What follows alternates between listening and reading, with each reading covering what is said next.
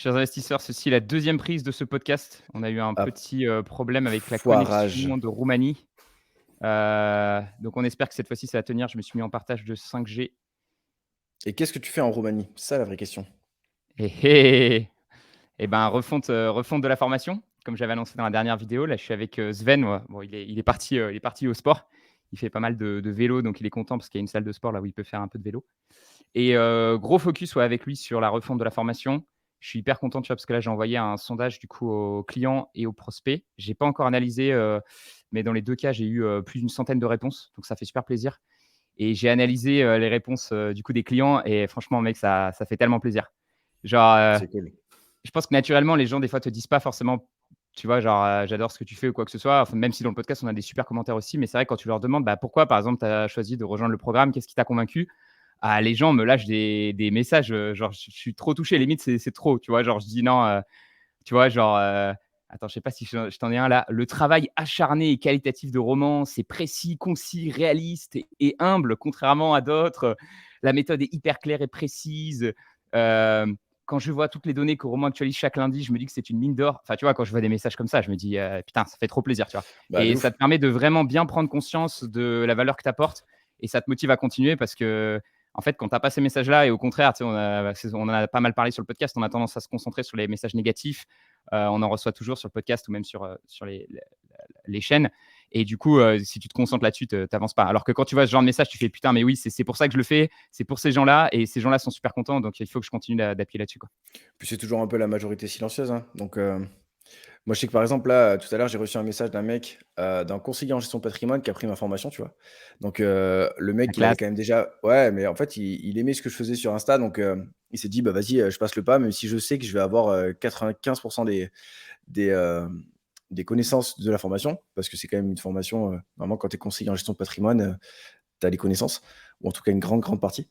Et il vient de me faire, 5 vocales là, 5 minutes de vocales, de vocaux du coup, pour faire l'éloge un petit peu de tout le travail que j'ai fait au niveau, du coup de l'explication, de rendre ça simple, clair pour les personnes qui débutent et tout. Donc, pareil, tu vois, venant d'un mec qui bosse là-dedans alors que moi je suis 100 autodidacte et que, c'est juste, bah, par le fait que j'ai appris, tout seul et que j'ai essayé de faire le meilleur produit possible que, que ça rend le truc cool, ben, c'est très chouette, quoi. Ouais et puis les gens t'aident à tu sais, on a toujours l'impression au début, on se dit: «Ouais, c'est tu sais, c'est un peu genre, c'est toi qui fais la formation, tout ça», mais en fait, les gens t'aident tellement. Je veux dire, ils te font des feedbacks, moi, j'ai posé la question aussi: «Qu'est-ce qui peut être amélioré?» Je pense que le gars en gestion de patrimoine, il va aussi sûrement te dire, «Ce passage-là, je l'aurais pas dit comme ça, tu aurais pu préciser ça». Donc, c'est aussi, tu crées à plusieurs des choses, tu as les retours des gens et ça t'apprend tellement, en fait, en partageant ce que tu sais, je trouve que c'est ouf, en fait. Tu apprends beaucoup Mais plus, ça donne encore plus envie de se donner, tu vois? Moi, je sais que par rapport à ce que je t'ai dit là, ben, que j'ai dit en podcast la semaine dernière, que je vais ralentir les vidéos pour reprendre un petit peu ma formation personnelle et tout.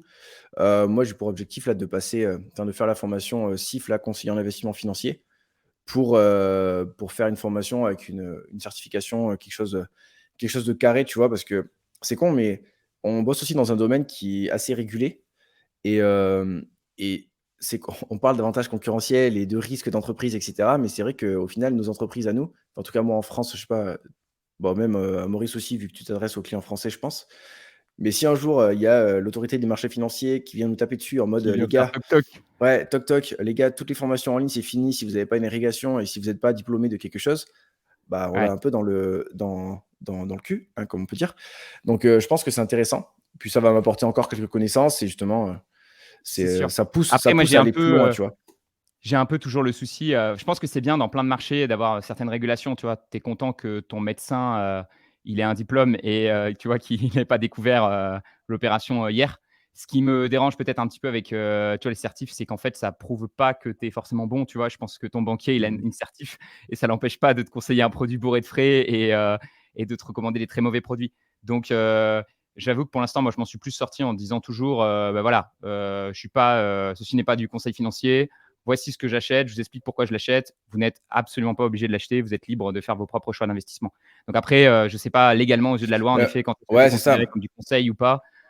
Moi, je suis vraiment dans la politique aussi, tu sais, c'était Tony Robbins, j'aimais beaucoup, il avait cette anecdote où il disait, il faisait un séminaire sur la PNL et le soir même, le premier soir, tu vois, il s'est fait coacher, donc c'était, je sais plus, c'était un séminaire qui durait 3 semaines, pour avoir une certification comme quoi tu étais coach PNL.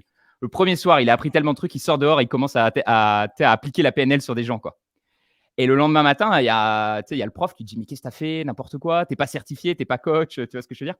Et Tony Robbins, il répond: «Beh, ouais, mais j'ai appris des trucs, j'ai envie de les transmettre». Enfin, tu vois? Genre en mode, je trouvais ça beau aussi de dire, il y a un peu c'est Il la y a pas critique que que je ça, fais au quoi. mo au modèle classique, c'est-à-dire que c'est vraiment OK, tu étudies, donc tu étudies, d'ailleurs, c'est que de la théorie et tu fais zéro pratique. Ensuite, tu as ton diplôme et là, tu pratiques et tu as plus du tout de théorie, tu vois? Alors que moi, je pense que c'est un apprentissage constant et je pense que c'est la preuve, enfin, Et moi, je pense faut que tu vois jamais arrêter d'apprendre, le c'est exact et même, en fait, le cheminement que j'ai moi, c'est de le faire ça à l'envers, en fait.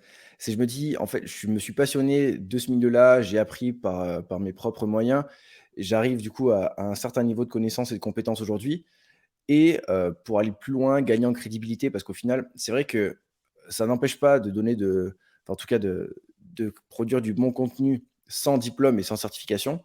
Mais je pense aussi que ça peut apporter une certaine crédibilité parce que malheureusement, comme tu l'as dit, le système classique fait que, les gens accordent encore beaucoup de crédit, je pense, au diplôme. Donc le fait de le faire dans ouais. ce sens-là, de m'être formé, de savoir que j'ai déjà peut-être 90 des connaissances, mais d'aller chercher ce petit truc en plus, l'assertif qui, me permettra potentiellement et même plus tard, tu vois? Je sais même pas comment je vais évoluer, dans, la finance et dans la bourse et tout. Peut-être que dans 3 4 ans, j'aurai un projet qui nécessitera ça. Donc je me dis: «Autant le faire maintenant», tu vois? Je sais Ouais, qu'ensuite, c'est ouais, ouais, checké, non, je mais l'ai et tu as raison. Après, moi, je pense que c'est aussi une part de moi qui se dit, moi, j'ai envie que plus que le diplôme, j'ai envie que la preuve que j'apporte, c'est les résultats, quoi. J'ai envie d'être vraiment, celui qui te dit pas, «Regarde, j'ai un beau diplôme, donc fais-moi confiance». J'ai envie de te dire: «Regarde, ça fait 7 ans que je fais ça, regarde les performances, regarde tous les gens qui sont satisfaits». Je crois que c'est plus important. Même si les 2, je pense que les 2 peuvent complètement aller ensemble. les 2 Je pense cumulés, qu'il ouais. faut Je pense que si tu as les 2 cumulés entre, ça tu as le meilleur des 2 mondes, hein, je pense. carrément, carrément. Et je voulais aborder un premier sujet avec toi, j'ai réfléchi un peu avant le podcast parce qu'on arrive aujourd'hui, on est le 30 juin, le jour où on tourne, cette vidéo.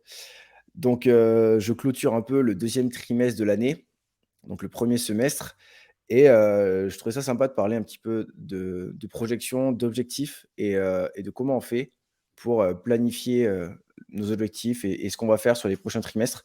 Je sais pas comment toi tu fonctionnes, peut-être avec un plan de 90 jours? Moi, je sais que je fonctionne comme ça. Je crois que Ouais, toi pareil. aussi et je pense que ça peut être un sujet intéressant pour les gens qui nous écoutent de parler de ça si tu chaud. Ouais, carrément. Comment tu fais toi? Parce que ça fait plus longtemps que tu le fais, par rapport à moi. Moi, ça fait en vrai, ça fait 1 an que même pas, ça fait 6 mois que j'ai vraiment défini des plans de 90 jours avec, différents objectifs long terme, trimestriels et à l'intérieur des objectifs trimestriels, des actions à mettre en place. Donc c'est tout récent pour moi, tu vois? Ça fait que 2 trimestres que je le fais et je trouve ça super cool parce que quand tu arrives à la fin du trimestre, tu vois que tu as checké les trucs que tu avais mis. C'est hyper motivant, toujours pareil, on en revient encore à la motivation et au Tu as tracking. besoin d'avoir un tu sais, quand tu as un boulot classique, tu as pas forcément besoin de structure, mais dès que tu passes, dès que tu es entrepreneur, tu te rends compte, en fait, rapidement, les premières années, que tu pars dans tous les sens et donc au bout d'un moment, tu as vraiment besoin d'un système et surtout un système qui te pousse à penser long terme. Parce qu'en fait, si tu réfléchis trop court terme, il y a une phrase que j'aime beaucoup, c'est, «Jouer à des jeux long terme avec des gens long terme». Et j'aime beaucoup cette idée, c'est-à-dire tu veux aller chercher des gens qui pensent long terme et aussi toi-même jouer sur des jeux vraiment long terme. Et pour avoir cette vision long terme, je pense qu'il faut vraiment se poser avec le papier et se dire en effet, c'est quoi? Qu'est-ce que je veux obtenir, quoi? Moi, je sais que ça m'avait beaucoup aidé. J'avais suivi la formation de Stan Leloup qui a une chaîne YouTube Marketing Mania. Il a une formation sur les plans 90 jours et je l'avais trouvé très, très bien foutu. Lui-même, il pratique ça depuis 10 ans. Il dit qu'il y a pas grand-chose qui est resté, tu vois, hyper longtemps dans sa vie, sauf les plans 90 jours. Tu sais, souvent, tu testes des trucs et puis ça part. Mais les plans 90 jours, c'est toujours resté. Et c'est vrai que moi aussi, parce qu'en fait, c'est tellement efficace et ça divise tellement ton année en sous-objectifs que c'est un peu parfait, quoi. En fait, l'idée derrière le plan 90 jours, c'est que si vous faites un plan sur 1 an, tu as l'impression que c'est un peu trop loin et tu auras du mal à, tu vois, à te dire c'est dans longtemps, etc. Tu n'as pas forcément la deadline. Si tu fais sur 1 mois, c'est un peu trop court des fois pour certains projets. Donc 90 jours, c'est un peu le sweet spot et ça te permet quand même de 4 fois par an de repartir sur une nouvelle idée, un nouveau projet, quoi. Et l'idée, c'est d'essayer de faire un sprint pendant 90 jours, essayer de rester focus sur une idée principale voilà, qu'est-ce que je vais accomplir ce trimestre et derrière se dire, en fait, tout découle de ça. C'est-à-dire qu'au début, la première étape, c'est vraiment de se dire, OK, c'est quoi ma vision sur 25 ans? Donc vraiment vision long terme, un peu rêve, Ouais. je me vois où, je fais quoi? Derrière, tu en découles un peu, OK, bah, qu'est-ce que je dois faire cette année pour me rapprocher au plus de cette vision que j'ai sur le long terme? Donc là, tu rentres un peu plus dans le concret parce que là, voilà, c'est en 1 an et ensuite, c'est les plans de 90 jours, quoi. Et il y a une phrase que j'aime bien qui dit, «On surestime ce qu'on peut faire en 1 an, mais on sous-estime ce qu'on peut faire en 5 ans», quoi. Et Et souvent, non, c'est ça, quoi. Il y a 5 ans, ouais, de ouf. j'avais même pas lancé ma chaîne YouTube Et je me dis, bah là, ça va faire 3 ans. C'est pour ça que je refais la méthode Trident. Là, ça va faire, on va fêter les 3 ans. Et c'est juste incroyable la progression du programme. On est passé de 100 membres à 1000. On a fait x10. Tout ce qui a été développé autour. Enfin, tu vois, je me dis, c'est fou ce que tu peux faire quand vraiment, justement, tu te focuses un petit peu chaque trimestre sur le truc plus important. Tu finis par faire des pas de géants quand tu cumules plusieurs années comme ça, quoi. Tu penses pas que les objectifs très, très long terme, genre 25 ans, 10 ans, tout ça, c'est un peu bullshit? Parce que, tu trouves pas ça trop long terme, entre guillemets? Parce que, mine de rien, je pense que sur 25 ans, il y a tellement de facteurs qui peuvent changer, tu sais pas ce qui peut t'arriver. C'est C'est, en fait, c'est un idéalisme que tu vas aller chercher Ouais, en ayant mais peut-être c'est fait exprès presque pour c'est ça, en plus fait. des Tu objectifs vois, le but, philosophiques, ouais.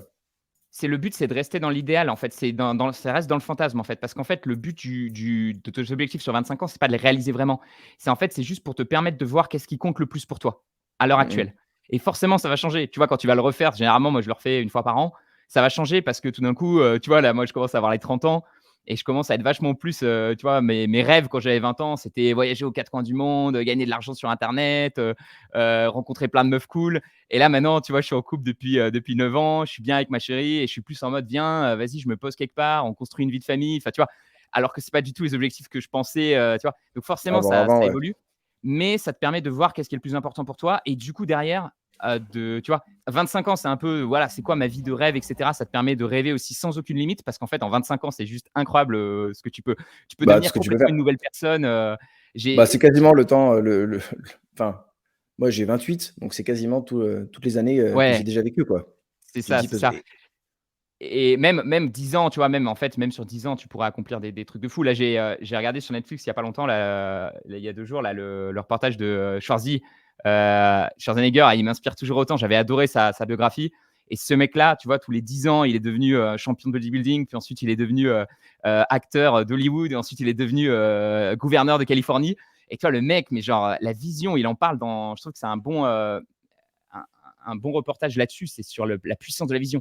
Le mec, il est pauvre, il est en Autriche, sa mère, elle est un peu, tu sais, elle est stressée. Son père, il est alcoolique, il ressort de la guerre. Son frère, d'ailleurs, il va mal finir, etc. Et lui, il a cette vision. Je vais partir aux États-Unis et je vais tout niquer, quoi. Et il le fait, quoi. Et tu te dis, Pouah, en fait, c'est puissant, quoi. C'est puissant quand tu te poses et que tu réfléchis à ce que tu veux sur le long terme et qu'ensuite tu te mets en pratique tous les jours, que tu avances vers ça. En fait, il n'y a aucune limite, quoi. Il n'y a aucune limite. Et de l'écrire sur le papier, je pense que ça te permet de bien le poser. Et c'est assez fou. Généralement, tu relis ces papiers 2-3 ans plus tard et tu dis, putain, en fait, je me suis vraiment rapproché de ma vie de rêve, quoi. Mais tu sais que moi je l'ai, en mode, vision board un peu sur, mon fond d'écran maintenant. J'ai, genre, un petit peu, mon objectif dedans, j'ai pas fait 25 ans parce que 25 ans je trouve ça trop long terme, mais, mon objectif à 10 ans et je me dis, déjà si j'ai cette vie-là dans 10 ans, bah, plutôt cool, tu vois? Donc, c'est motivant, tu vois? Tout ton ordi le matin, tu regardes ça, tu regardes les 5 gros, trucs qui drive un petit peu tout ce que tu fais et c'est hyper motivant et après ouais, Et j'ai découpé, c'est important, tu vois, de te relier à cette vision de long terme parce que sinon, tu as l'impression que ce que tu fais aujourd'hui, tu sais, tu vas pas avoir de résultats tout de tu suite. t'y perds un peu, ouais. Mais même, Tu tu t'y sais perds. que même sur un trimestre, j'ai l'impression que parfois tu t'y perds. Parce que quand je fais le bilan là, du coup, je vais le faire, dans les prochains jours sur le trimestre qui vient de passer. Au final, il y a des choses que j'ai fait et il y a des choses que j'ai pas réussi à faire et c'est juste en vrai, c'est même pas une question de c'était pas faisable, c'est une question de, je n'ai plus priorisé ça alors que je l'avais noté, tu vois? Donc en fait, c'est que je me suis raté à un moment donné parce que j'ai fait d'autres choses qui n'étaient pas dans le plan et sont venus remplacer un petit peu ça et au final, Ça, c'est le fameux débat entre à quel point tu as un plan qui est flexible et en même temps à quel point tu restes focus parce que si tu changes à chaque fois en cours de route, j'aimais bien Stan, il donnait justement dans l'information, il disait: «Il y a un peu l'architecte et l'ouvrier». Il disait: «L'architecte, quand tu passes en mode architecte, c'est justement tu rêves, tu dis: "OK, je veux faire ça", tu vois? Tu es vachement comme ça et ensuite l'ouvrier, c'est le mec qui charbonne, tu vois? Genre il met le casque et il part à la mine, quoi, tu vois? Et ouais, il mais dit: «Il faut l'ouvrier, il faire va très peut-être attention». repérer, Il faut faire très attention de ne pas mélanger les 2 rôles. C'est-à-dire que quand tu commences à taper dans la mine, il ne faut pas commencer à te dire: «Attends, mais est-ce que je tape au bon endroit?» tu vois? Parce que alors le problème, enfin, normalement, si tu as bien fait ton travail d'architecte, tu sais que l'ouvrier, justement, il a plus à réfléchir, il a juste à y aller, quoi. Parce que si tu es sans arrêt en train de douter de ce que tu es en train de faire, tu vois, tu avances pas non plus. Et donc ouais, c'est moi, la manière dont je le fais, c'est que chaque vendredi, j'ai un petit moment architecte à moi, tu vois? Où je fais un peu le bilan de la semaine, je vérifie que je suis bien en route vers mon objectif 90 jours et ensuite le reste de la semaine, j'essaie d'être plus ouvrier Parce que si tu commences trop à justement remettre en question ce que tu fais, je pense que tu n'avances pas non plus, quoi. Donc, il Ouais, faut mais donc vraiment du les coup, deux. tu checkes vraiment toutes les semaines quasiment ton objectif pour savoir si tu vas dans le bon sens. Parce que l'image de l'ouvrier et de l'architecte, elle est cool, je trouve. Mais quand tu es ouvrier et que tu es dans la mine, tu vas peut-être découvrir quelque chose que l'architecte n'avait pas vu. Et, et c'est là que ça rebat un petit peu les cartes. Et Parfois, alors tu là, vois, l'astuce, moi, tu que te je donne dois à de ce bosser moment-là, sur tu quelque vois, chose. c'est de le noter. Moi, je note tout sur Asana, enfin, de noter un peu Mm. pour plus tard, en fait. Genre en mode, je dis, OK, l'ouvrier, il tombe sur un truc, il dit, ça, c'est pour l'architecte. Il regardera vendredi prochain, tu vois, si c'est intéressant à rajouter au plan ou pas. Donc, je le note, mais surtout, je m'arrête pas en train de bosser pour partir sur autre chose. Tu vois ce que je veux dire? Ouais, tu fais Et jamais en peut-être mode, tu laisses toujours le temps de la réflexion et jamais, jamais dans la précipitation à faire quelque chose, quoi. exactement. Tu rajoutes pas un truc à ta to-do list sans avoir réfléchi comment ça rentre dans ton. Parce que souvent, tu as une idée de malade, tu dis, oh, c'est trop bien, faudrait trop que je fasse ça. Tu la poses, enfin souvent moi je la pose dans Asana et je la regarde le vendredi, donc 2-3 jours plus tard, et je me dis mais en fait pourquoi j'ai noté ça, c'est nul en fait comme idée, ou c'est pas du tout le moment, c'est pas du tout mon focus, etc. Et donc après tu la cales ailleurs, etc. Mais tu vois en fait Mais surtout faut qu'en fait, arriver à rester genre, focus quand même. ouais, et puis, quand tu es entrepreneur aussi, tu as des idées dans tous les sens et en fait, c'est ce que tu dis, des fois, tu as l'impression que tu as des idées de ouf que tu notes. Du coup, tu te dis: «Vas-y, trop bien». Sur ton pense-bête, là, moi, j'ai un pense-bête sur Notion, je note toutes mes idées et pareil, je fais le tri et 80, je pense sincèrement que 90 c'est nul, mais genre nul et du coup, ça dégage. Mais sur le moment, tu es là, tu es en mode trop chaud, et tu as l'impression que tu as l'idée de l'année, alors que pas du tout et puis, après, ça permet quand même, tu vois, parce que je sais pas toi, mais genre, dès que tu vas moi, sous la douche, j'ai des idées, je dors, j'ai des idées, je suis en voiture tout seul, sans musique, j'ai des idées qui viennent, tu vois? Et C'est pour ça il faut à un la base, système pour les j'avais noter peur ouais et pour et à les la base, j'avais évaluer. peur de pas avoir assez d'idées, presque, Ouais, au niveau bon, du contenu, au niveau de la formation et cetera et en fait, quand tu es dedans, bah, tu en as trop, tu as presque trop c'est le de contraire. C'est ça aussi, tu vois, c'est marrant parce que Stan, il en parlait tout le temps. Il dit les débutants en business, ils se disent putain, je suis pas sûr d'avoir la bonne idée, je sais pas, je manque d'idées, etc. Et en fait, quand tu es dedans, là, c'est là où tu en as encore plus. C'est le contraire, en fait. Les mecs qui ont des business, en effet, tu as des idées sans arrêt. Et le travail, c'est plutôt justement, quand tu démarres, c'est peut-être en effet de te dire, OK, qu'est-ce que j'ai envie de faire, générer des idées et tout ça, brainstormer. Mais ensuite, très rapidement, ça devient comment je me focus. En fait, mmh, c'est quoi que je veux vraiment accomplir aujourd'hui parmi toutes les idées, tous les trucs sympas que je pourrais faire. Là, pareil, je lis un bouquin un peu sur la productivité que je trouve très cool qui s'appelle Make Time. J'en suis environ à 50%. Je l'ai dévoré, super bien illustré en anglais avec des petits dessins, etc. Et leur concept, c'est de se dire chaque jour, il faut que tu aies un highlight de ta journée. Genre tous les matins ou le soir même pour la veille, pour le lendemain, tu te dis c'est quoi le highlight, c'est-à-dire c'est quoi aujourd'hui que je voudrais avoir fait et qui ferait que ma journée elle est géniale. la seule bonne Et action je à pense faire dans la journée presque. c'est ça, et tu dois en entourer qu'une seule. En fait, ce qu'ils disent, c'est que alors un jour, ça sera peut-être la tâche la plus urgente, un jour, ça sera la tâche qui te plaît le plus, un jour, ça sera du sport, un jour, ça sera du business, et cetera. Mais il dit, en fait, le fait de dire: «C'est ça qui est le plus important aujourd'hui» et de le faire, ça construit une méga confiance en toi et surtout, ça t'apporte aussi de la satisfaction du travail accompli, tu vois? Parce que le problème avec la to-do list classique, c'est que tu mets plein de choses, il y a pas forcément de priorité et à la fin de la journée, tu as forcément pas tout fait Et et c'est vachement dur de. c'est ça aussi qui crée l'anxiété, je trouve. L'anxiété, le stress, parce que tu as des choses que enfin, tu sais que tu dois les faire, mais tu as pas forcément le temps de les faire et tu les repousses et au final, le fait de repousser des choses et des choses et des choses, c'est ça que je pense qui crée, cette boucle où tu dis, «Je m'en sors pas, je suis sous l'eau», alors qu'au final, c'est vrai que si enfin, moi, je fais pas trop de to-do list, tu vois?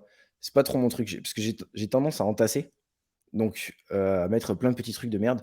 Donc en fait, le soir, avant de me coucher, je me dis: «Bah, le lendemain, j'ai, tant de créneaux sur mon agenda entre mes horaires de kiné», parce que du coup, je bosse toujours et je vais faire, ça, ça et ça, puis terminé, tu vois?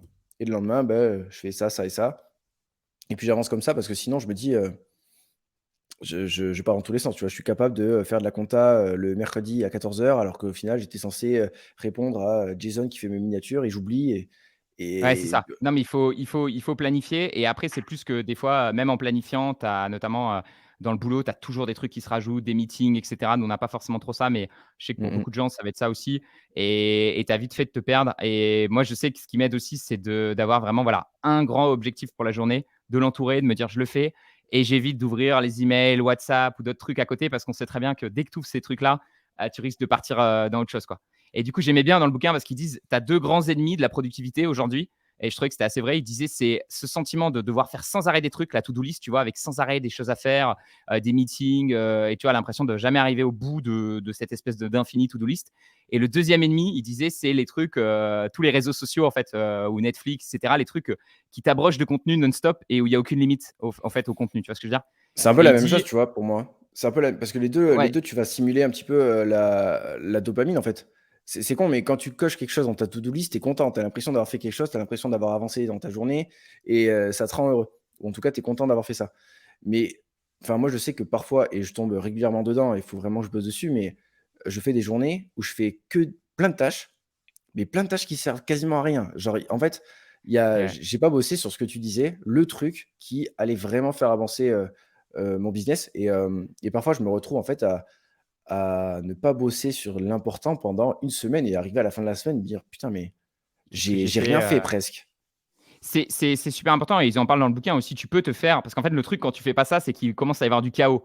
C'est ce qu'il disait dans le bouquin One Thing, c'est que plus tu te focuses, plus tu crées du chaos parce que ça veut dire que tous les petites tâches, tu t'en occupes pas, tu vois? Tu les laisses de côté Mmh mh. et donc ça peut être bien peut-être un jour dans ta semaine, tu te dis: «OK, là, c'est le jour ménage». Je fais le ménage, je réponds à tous les trucs qui traînent, je réponds aux tout petits les petits messages, tous les trucs importants, urgents et cetera qu'il faut faire.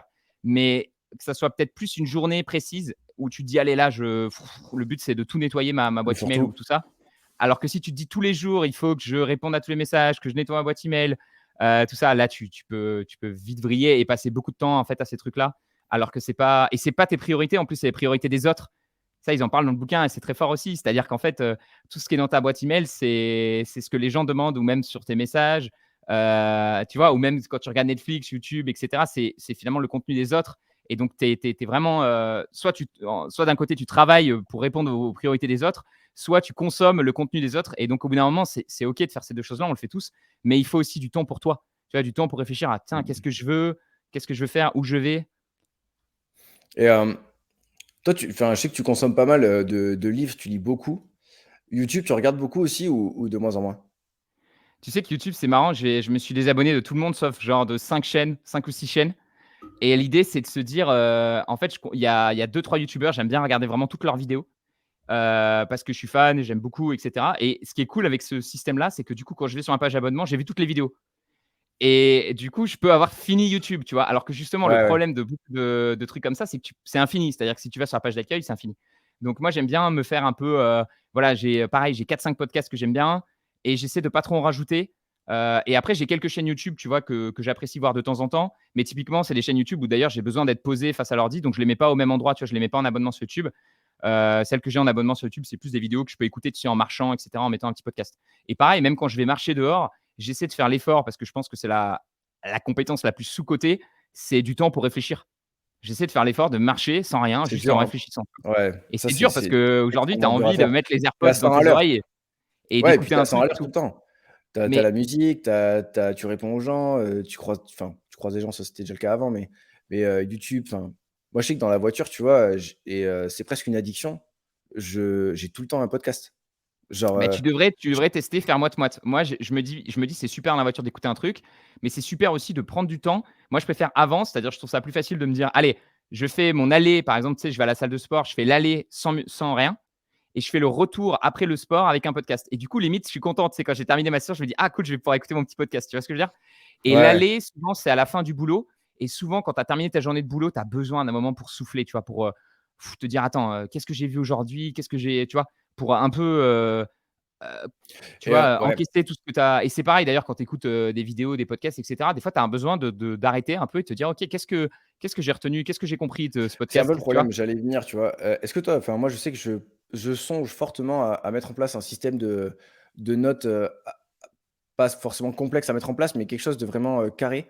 Parce que je consomme beaucoup, mais je retiens peut-être 10 tu vois? C'est comme quand on était en cours, à l'école, quand tu écoutes un cours, bah, tu écoutes beaucoup pendant 2 heures, mais qu'est-ce que tu as retenu au final? Peut-être 10 du cours au maximum et c'est quand tu vas repasser dessus que tu vas apprendre. Et moi, je sais que c'est comme ça que j'ai appris quand j'étais en 1re année de médecine.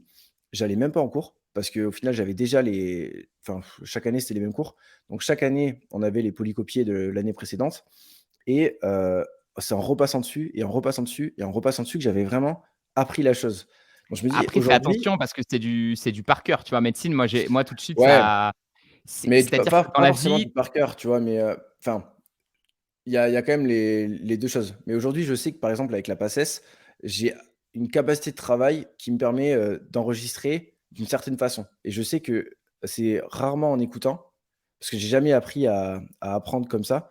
C'est souvent en, me posant avec un surligneur ou un truc comme ça, en prenant des notes, en réécrivant des trucs et là, je vais imprimer, tu vois? Et le par cœur, certes, au final, des connaissances par cœur, mais qui vont se transformer en connaissances applicables une fois que tu vas les enclencher dans quelque chose de palpable. Et je me dis aujourd'hui, je fais tout le contraire pour apprendre. Je consomme à fond et je note rien. Et en fait, je repasse jamais sur les choses que j'ai vues. Donc, je me demande si je vais pas, tu sais, utiliser, je sais pas encore quoi comme logiciel, mais quelque chose qui me permet de vraiment prendre des notes. Et tu parlais de la Kindle la dernière fois, c'est aussi pour ça que je pense que je vais m'en commander une, parce que le fait tout simple de pouvoir surligner des choses et de pouvoir les exporter du livre pour créer une note avec ce que tu veux uniquement retenir, c'est trop puissant et ça t'évite de devoir repasser tout le livre et ce que tu as surligné, et cetera. Et tu as ça, une c'est trop appli fort. qui se connecte, à la Kindle que moi j'utilise qui s'appelle Readwise, c'est pas très cher, c'est un petit outil payant et en fait, chaque matin, je regarde et ça me ressort 5 trucs que j'ai surlignés dans les bouquins. Ça me permet de revisiter des choses que j'avais surlignées, donc qui m'avaient marqué à l'époque et ça me permet de les revoir et en effet, je trouve ça cool parce que si c'est des passages que j'ai surlignés, c'est qu'à l'époque, ils m'avaient quand même marqué, ils m'avaient plu et j'aime beaucoup ça et c'est vrai que, moi, en fait, la manière dont je le fais, c'est que justement, je suis pas parce qu'en fait, je me dis: «Il faut que ça reste un plaisir». Tu sais, si à chaque fois que tu lis un bouquin, il faut que tu sois là en mode, «Qu'est-ce que je suis en train d'apprendre?» Je surligne et tout. J'ai peur que c'est trop scolaire, tu vois? Parce qu'en fait, à l'école, on te dit: «Voilà, Voltaire, tu sais que tu dois l'apprendre par cœur ce putain de bouquin, même si t'as pas même s'il te plaît pas, même s'il t'intéresse pas».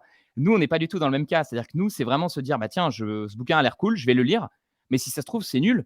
Ça se trouve, il y a rien qui va me marquer, il y a pas d'idées, tu vois, qui vont vraiment me faire clic».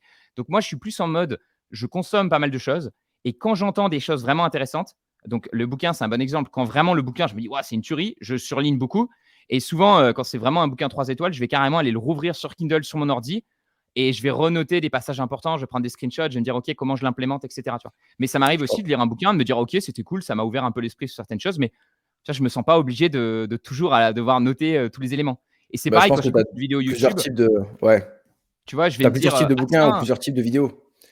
Tu as j'ai» des ouais. vidéos avec ou des livres un peu enfin, sur, une thématique globale où tu vas pas forcément tirer des concepts très, précis et très puissants. C'est plus pour, bah, ta culture personnelle ou, en tout cas, ou de l'ouverture d'esprit.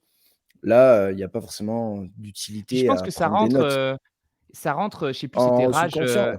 je me souviens d'un mec qui faisait des vidéos YouTube comme ça et je sais plus, il s'était lancé un défi fou, tu sais, il y a toujours des mecs comme ça dans Dev Perso qui se lancent le défi de lire 100 livres en 100 jours ou des trucs comme ça, tu vois? Et il y a plein de gars qui lui disaient: «Mais gros, ça sert à rien, tu vas rien retenir, et tout» et il disait: «Même si je retiens rien, en fait, tu retiens enfin, même si tu retiens pas tout, je pense qu'il y a toujours une partie qui reste» parce que finalement un livre, c'est comme une discussion avec un c'est comme si tu parlais avec quelqu'un, tu vois ce que je veux dire? Moi, je me souviens pas de tout ce qu'on s'est dit ensemble, mais à chaque fois qu'on a une discussion, c'est des éléments qui viennent nourrir mon cerveau et je sais que je pourrais en avoir besoin à un moment ou à un autre. Tu vois ce que je veux dire? Donc, Ouais, moi, le et but, c'est même, surtout de continuer de me dire: «Je lis des livres intéressants, j'ai des discussions intéressantes, je suis des chaînes YouTube intéressantes» et ensuite, quand il y a des éléments vraiment marquants, à nouveau, je les note sur Asana et là, je les revois un peu de manière posée, tu vois? Et je trouve que c'est un système pas mal pour quand même conserver en tête les meilleures idées, celles qui te marquent le plus, ouais. Après, moi, je sais qu'il faut que je trouve un système qui correspond parce qu'au final, à l'inverse de toi, moi, je suis très scolaire. En mode, moi, j'ai été formaté. Enfin, tu vois, la PACES, entre guillemets, c'est là, le cursus, teubé. Genre en mode, tu as, des milliers de pages à apprendre et tu dois les ingérer et pouvoir les ressortir. Donc moi, j'ai un peu grandi là-dedans. J'ai grandi j il faut que enfin, c'est comme ça que je fonctionne et je pense qu'il faut pas que j'aille à l'encontre de ça parce que c'est comme ça que j'ai appris à apprendre. Il faut juste que je l'adapte un peu, Il doit y à tout avoir ce qui se fait des aujourd'hui. tests, tu sais, pour savoir quel profil tu es. Est-ce que tu apprends plus en écoutant, en lisant, en notant et cetera? Donc c'est vrai que si tu sens que toi, c'est vraiment comme ça que tu retiens le mieux et cetera et puis de toute façon, il y a toujours des formations, moi je dis, typiquement, c'est ça le problème sur YouTube, c'est que tu as plein de données, donc c'est plus pour, tu vois, pour te faire entraîner ton cerveau à réfléchir. Puis des fois, tu vas suivre une formation avec un objectif précis et là, va falloir vraiment passer à l'action et moi, c'est ce que je veux faire, tu vois, sur la méthode Trident. Là, je réfléchissais beaucoup à refaire une formation. Tu sais, j'avais parlé aux membres peut-être de parler de certains principes. Et là, en leur demandant ce qu'ils en pensaient de cette vidéo, 7 principes, il y a mal de gens qui m'ont dit: «Ouais, je suis pas sûr que ça soit le bon truc» et cetera. Et en y réfléchissant, je me suis dit: «Non, en fait, je vais faire un truc, ça va s'appeler le défi Trident» Et ce que je vais essayer de faire dans ce défi-là, parce que je pense que de l'information, il y en a partout et même nous, on continue d'en faire sur YouTube, c'est plutôt de faire un défi où chaque jour, il y a vraiment une action précise et toute la vidéo, elle est uniquement sur réaliser l'action. Et tu passes pas à la vidéo 2 tant que tu n'as pas réalisé l'action de la vidéo 1. Et dans la vidéo 2, je vais te dire, est-ce que tu as bien réalisé l'action de la vidéo 1? Tu vois, parce qu'à un moment, c'est ça en fait. C'est-à-dire qu'en bourse, je crois que c'est ça. C'est-à-dire qu'il y a beaucoup de gens qui s'y intéressent mais qui passent pas à l'action.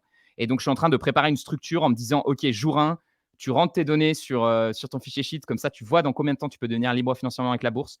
Jour 2, tu commences concrètement à suivre tes finances pour voir comment tu peux améliorer ce score-là. Jour 3, tu ouvres ton courtier. Tu vois, et j'y réfléchissais, mais je me dis en bourse, tu sais, il y a une part de moi qui se dit, notamment vu que je veux simplifier cette formation, tu vois, je sais pas ce que toi t'en penses. Il y a une part de moi qui se dit, attention Roman, faut pas que tu dises aux gens d'investir en bourse alors qu'ils n'ont pas compris que c'est sur le long terme. Tu vois, ils risquent d'avoir des mauvaises surprises s'ils sont pas suffisamment préparés. Mais en fait, plus j'y réfléchis, et plus je me dis non. Parce qu'en fait, tu apprends dans la vie, tu apprends en faisant concrètement les choses. Tu sais, c'est-à-dire que quand tu as appris à Ouais, monter sur un vélo, tu n'as pas regardé pendant 10 heures un cours sur comment ça va se passer une fois que tu vas monter sur le vélo. Tu montes sur le vélo et là, tu vois que ça bouge un petit peu. Et je pense que tu as des moyens d'apprendre la bourse et de commencer à t'entraîner, même avec des petits montants. Mais rien que de placer des petits montants. Tu vois, placer un 10 balles, je pense que c'est super important. Parce qu'en fait, tu as mis le pied à l'étrier, tu as fait le plus dur. Et tu restes pas. Parce que je pense que si tu restes à côté, tu sais, derrière, tu n'as pas franchi la ligne de concrètement ouvrir ton courtier et acheter tes premières actions. Bah en fait, tu es toujours du côté observateur et tu vas sans arrêt trouver des raisons de ne pas passer à l'action.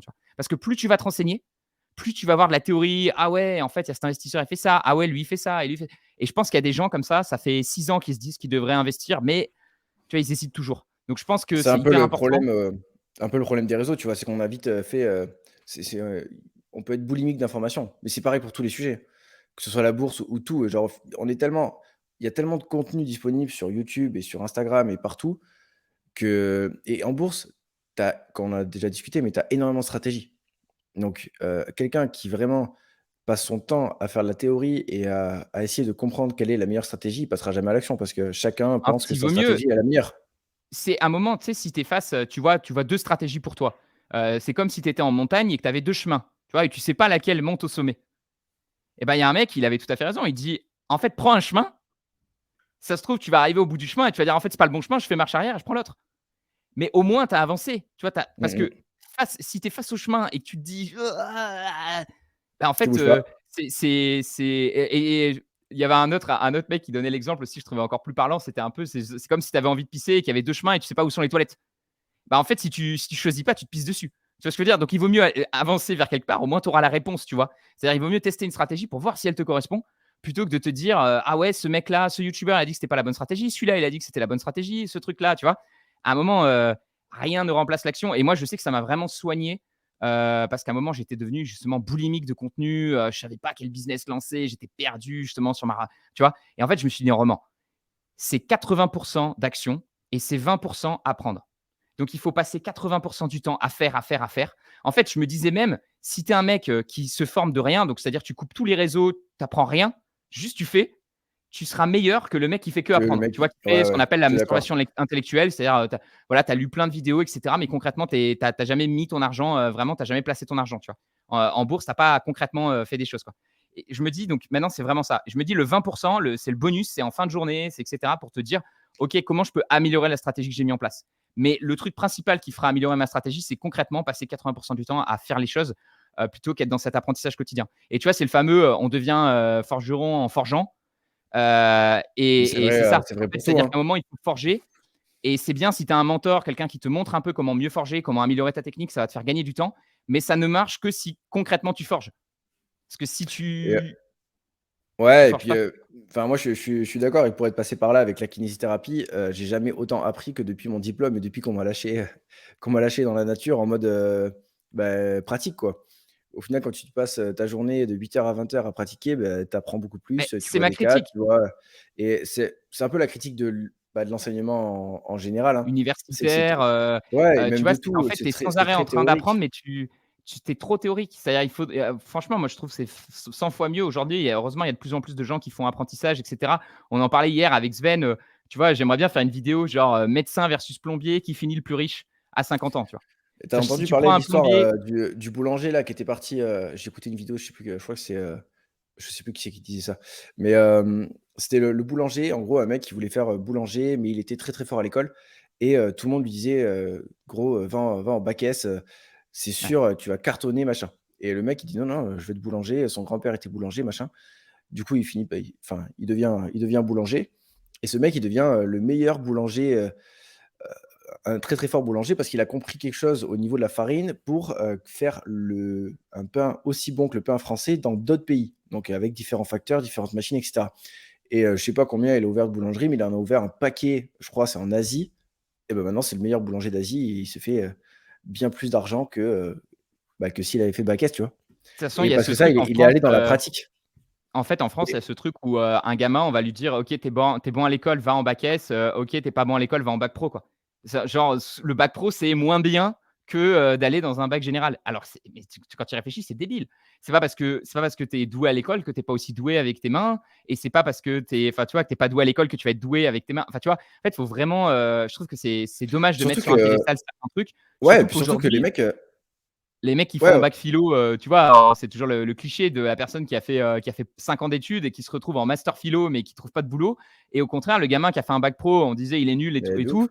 Sauf qu'en fait, le gars, c'est depuis ses 17 ans, en plus il a mis, enfin, tu vois? On parle de liberté financière.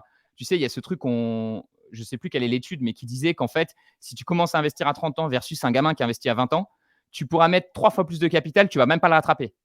Tellement il a pris d'avance avec ses 10 ans. Mmh Donc mh. finalement, moi j'aurais envie de dire, et c'est pour ça que je voulais faire le calcul médecin parce que, je connais bien la médecine avec ma chérie qui fait médecine.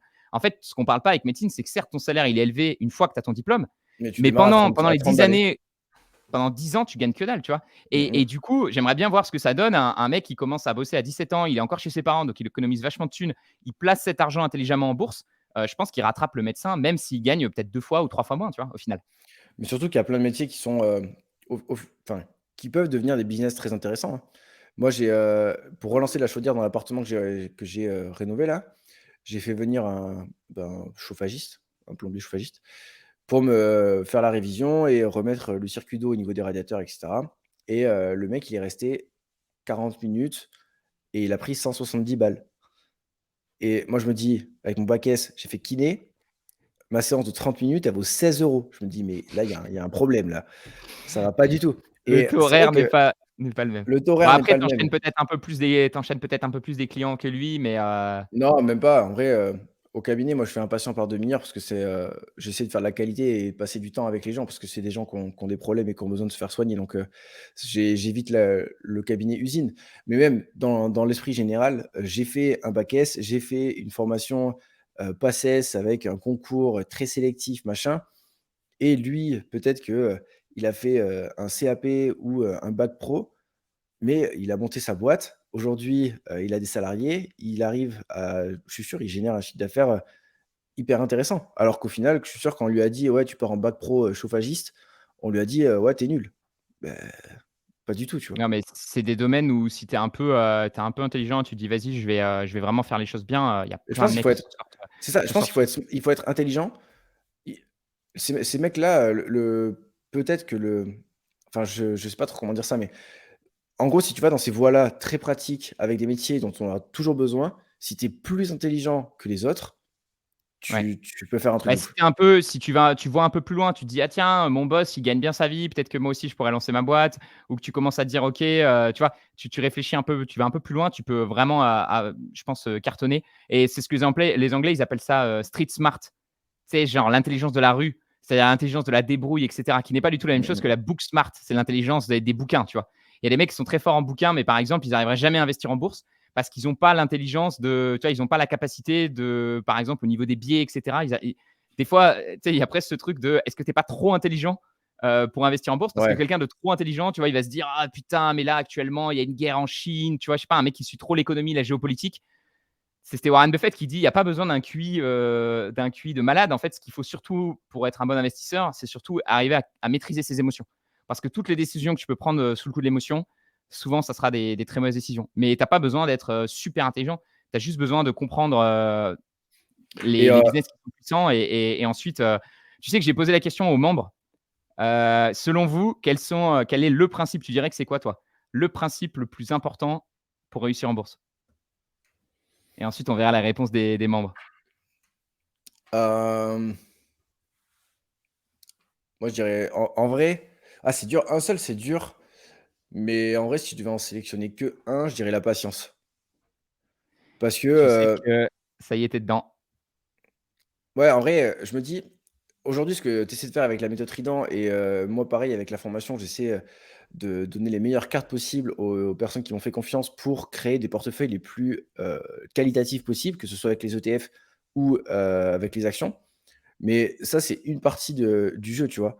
Mais aujourd'hui, quelqu'un qui, investit sur, un ETF MSCI World, qui regarde jamais et qui investit peut-être, je sais pas moi, 200 € par mois pendant, 30 ans, bah, Il peut avoir de super résultats et ça peut complètement exact, et correspondre on en à revient son profil. exactement à et on a eu un commentaire d'ailleurs, sur la vidéo de la dernière fois, sur, un mec qui investit sur des ETF et qui disait justement, qu'il se retrouvait Je dans le me fait, tâte à passer du côté obscur, j'ai exactement, vu. exactement, Mais et je me tu dis, sais, un c'est sûr. Après, moi, tu vois, ce que j'aimerais faire justement dans ce nouveau défi Trident, c'est, poser de manière très concrète combien tu peux espérer obtenir avec, par exemple, un MSCI World, avec un S&P 500, reprenant les données historiques et combien moi je vise, par exemple, avec Trident. Et du coup, ce que j'aimerais pouvoir être, capable de faire, c'est de dire carrément, voilà ce qu'on espère, générer avec Trident. Donc si, on prend en compte même le prix de la méthode, est-ce que c'est rentable pour vous? Tu vois ce que je veux dire? Et je pense, normalement, d'après mes anciens calculs, si tu prévois d'investir plus de 300 € par mois en bourse, sachant que les membres Trident, la moyenne, elle est à 500 €, la médiane est à 500 €, donc il y a 50% des gens dans la méthode Trident qui investissent plus de 500 € et 50% qui investissent moins. Et ben, si tu dépasses les 300, là, c'est rentable pour toi de prendre de Trident parce que même en payant l'abonnement chaque année, ce que je prévois de générer en surperformance te permettra. En fait, la formation est remboursée par la surperformance. Tu vois. Et je pense que c'est ça qui est intéressant et que je veux vraiment arriver à faire, c'est que ça soit un no-brainer, tu vois, c'est de se dire, OK, quel est le pourcentage de surperformance que tu peux obtenir et au contraire, si tu prévois d'investir que 50 € par mois ou 100 €, je vais clairement te dire, n'investis pas dans la méthode Trident parce qu'en fait, regarde les calculs, ça ne sera pas rentable pour toi parce que tu ne vas pas investir assez et du coup, c'est pas. Voilà. Donc, reviens quand tu auras une capacité d'épargne plus importante. Et je pense que c'est hyper important d'être honnête avec les gens pour que justement ils puissent voir, tu vois, directement ce retour sur investissement qui est et possible. tu penses qu'avec, les données historiques, il est possible de alors les données, enfin les performances passées, ça c'est un truc quelque chose enfin 1, 2, 3, quelque chose qu'on m'avait dit, dans un précédent podcast que, les performances passées ne donneraient pas les performances futures et que c'est pas forcément vrai parce que, quand tu regardes les entreprises de qualité et que tu compares un petit peu les performances qu'elles ont fait dans le passé et ce qu'elles continuent de faire, il y a quand même une belle corrélation. Mais, tu penses quand même réussir à trouver quelque chose de pas de précis, parce que précis, ça sera impossible, mais, où tu peux vraiment affirmer que, il y aura une surperformance? Bah, après, moi, c'est mon tu vois, je me suis lancé le défi officiel, hein, je mouille le maillot, hein. C'est d'ailleurs un truc que les gens m'ont dit, beaucoup, tu vois, dans le retour sondage et ils disent: «Ouais, Roman, ce que j'apprécie, c'est qu'il boit sa propre soupe. Il mange sa propre soupe». C'est-à-dire que je suis 100 investi dans les actions que je recommande et j'ai pris le défi publiquement dans une vidéo YouTube en disant: «Voilà, les 5 prochaines années, je vais battre le S&P 500, voilà, de 2 par an» et le truc, c'est que voilà, moi je me dis, tu vois, je me dis, il faut un moment dans la vie, il faut aussi prendre tu vois, s'engager, se lancer des défis. Donc évidemment, je peux jamais garantir, on peut jamais rien garantir, mais ça va être clairement mon objectif. Et je pense qu'en sélectionnant un nouveau, ma stratégie, elle est simple, hein, c'est de sélectionner des entreprises qui ont des caractéristiques fondamentales supérieures aux caractéristiques du S&P 500. Et donc je pense qu'en effet, oui, les entreprises qui ont 2 fois plus de croissance, 2 fois plus de marge, 2 fois plus de free cash flow que le S&P 500 sur les 10 prochaines années, elles devraient surperformer le S&P 500. Tu vois. Maintenant, voilà, tu es jamais garanti, mais en tout cas, c'est le challenge que je me lance et je pense que ça excite aussi les gens de suivre ça et de voir, de voir si ça va fonctionner et même moi, j'ai hâte de voir ce que ça va donner. Pour l'instant, on a fait un très, très bon départ, mais c'est De aussi une ouf. une très bonne année. Donc, pour l'instant, on est à 10 de surperformance par rapport au S&P 500, donc on a pris un peu d'avance, tant mieux. Le défi commence sur une bonne note. Peut-être qu'on aurait commencé en 2022, ça n'aurait pas du tout été ça. Mais là, on commence vraiment fort, donc voilà, il y a plus qu'à suivre et moi, je crois que c'est possible. Je crois que vraiment, en sélectionnant ces bonnes actions, en faisant ce travail que d'ailleurs tu peux faire toi-même ou du coup là dans l'occurrence de la méthode Trident, payer quelqu'un qui l'ait fait pour toi. Je pense que c'est complètement possible de battre le marché et je sais qu'il y a plusieurs exemples de grands investisseurs, Terry Smith, Warren Buffett, qui ont surperformé justement en utilisant cette stratégie de high quality. Et tu vois, j'écoutais il n'y a pas longtemps, je trouvais ça fascinant. Même Benjamin Graham, qui est le père de la valorisation, j'ai découvert il n'y a pas longtemps qu'en fait, plus de 50% de ses gains, c'est venu d'une action de qualité qui était Geico, que Warren Buffett, tu sais, a finalement racheté. C'est-à-dire que c'est une action en fait qui lui a fait 50% de ses gains. Et c'est la seule entreprise où il a dit bah, c'est pas grave si elle est surévaluée, je trouve que le business est magnifique et je préfère la garder. Et, et tu vois, et c'est fou parce que Benjamin Graham, il a enseigné pendant des années et des années les concepts de valorisation, comment acheter des boîtes pas chères, comment tu peux les revendre et tout. Et au final, ce qui s'est passé, c'est que bah, en fait, sur toute sa carrière d'investisseur, en fait, c'est Geico lui a rapporté 50% de sa plus-value. Donc, je crois beaucoup plus au fait désormais, et c'est ça, je pense, la plus grande leçon que j'ai appris, tu vois, depuis 3-4 ans, c'est de me dire, en fait, la valo, c'est pas le plus important. Le plus important, c'est de trouver des boîtes qui vont avoir suffisamment d'avantages compétitifs et qui vont pouvoir compound. À nouveau, c'est ce que je disais sur le dernier podcast, pendant une très longue période de temps. Et, Et et ça fait toute la diff. ça, c'est aussi quelque chose que je retrouve beaucoup sur Insta quand je fais des petits sondages ou ce genre de choses. Il y a beaucoup de personnes qui veulent couper les gains. Tu sais, en mode, qui me posent des questions en mode j'ai fait plus 70% sur cette action, c'est génial, est-ce que tu penses qu'il faut que je vende? Et en vrai, la réponse, bon, déjà, la réponse, elle n'est pas si simple, mais quand tu as une entreprise qui fait une bonne performance et que ses fondamentaux font également une bonne performance, que ça continue de croître, et cetera, quelle est la raison de vendre? Et je comprends pas. Genre, c'est en fait les chiffres et le fait qu'il faudrait bloquer les accès aux courtiers, en fait. Genre, juste regarder Interdiction, les mais ouais, tu juste sais, regarder les, investir et tu n'as plus le droit de les vendre pendant 10 ou 20 ans. Enfin, moi, c'est ce que je voulais vraiment faire aussi sur la Trident, d'avoir un espèce de suivi, tu sais, de nombre de jours écoulés et presque forcer les gens. Ça serait trop cool de lancer un courtier comme ça, tu vois, où genre, tu achètes des actions et tu peux pas les vendre pendant 10 ans. Genre, c'est interdit. Genre, ça marche pas. Tu vois ouais, ce que je veux dire? Genre, sauf c'est bloqué. sauf si C'est qu'un déblocage si jamais il y a des problèmes au niveau fondamental, tu vois? Mais, Oui, alors bien évidemment. Non, mais en mais vrai, c'est vrai que c'est un peu non, excessif, mais mais c'est intéressant, et comme tu excessif, dis, mais je pense qu'un courtier de ce genre-là, vu que ça, bah, coupe en fait toute alors déjà pour moi, il y a 2 avantages. Premier avantage, tu vas réfléchir à 10 fois avant d'acheter une action, donc tu vas l'analyser sous tous les angles et le jour où tu vas passer ton ordre, tu vas être sûr. Et deuxième avantage, beh, tu annihiles, toutes les émotions possibles. Vu que tu peux rien faire, ouais, bah, du coup, tu attends et ouais, on ouais. en revient à la qualité que je disais tout à l'heure, c'est la patience. Mais en vrai, c'est ça serait, C'est malvenu, ça serait pas très légal, mais ce serait une bête d'idée. Ouais, mais c'est toujours pareil. En fait, les gens, ils disent ça, mais le jour où toi, tu as une méga crise comme 2008, les gens se disent: «Putain, je vais peut-être perdre mon boulot» et là, tu peux péter un câble et vendre des trucs. Donc c'est aussi pour ça qu'il faut investir de l'argent donc que tu es prêt à perdre, que tu as pas besoin. Parce que même en cas de coup dur, tu as en fait, tu toujours de l'argent sous le matelas, tu as ton fonds de sécurité, tout ça, tu vois? Qui fait que, tu vas pas vendre. Mais comme tu dis, l'histoire de vente, c'est beaucoup une question de où en sont les fondamentaux et même si l'entreprise dépasse un peu ses fondamentaux, imaginons, ses profits ont augmenté de 20 et son action a augmenté de 40, c'est pas parce qu'il y a ce 20% de surévaluation qu'il faut vendre, parce que, à nouveau, tu risques de te faire surprendre à la hausse. Et c'est le fameux, tu sais, vendre ce qui est monté et au contraire garder ce qui est baissé. C'est l'erreur classique Classique, des ouais. investisseurs débutants. Et tu sais, c'est comme si un jardinier, il coupait ses fleurs et il mettait de l'eau sur les mauvaises herbes. C'est-à-dire qu'en fait, ce qu'il faut couper, c'est les mauvaises herbes. Et souvent, les actions qui baissent, si tu as une action qui est en rouge sur ton portefeuille qui a fait moins 50%, il est probable qu'à un moment ou un autre, fondamentalement, il y a une détérioration ou alors tu l'as vraiment acheté, peut-être surévalué et donc c'est peut-être que vraiment c'est devenu une super opportunité, mais il faut faire vachement attention à ça, de ce truc de renforcer sans arrêt à la baisse, et je pense que c'est en fait, ce qu'il faut bien se rappeler, c'est que ton action, elle ne connaît pas ton prix d'achat.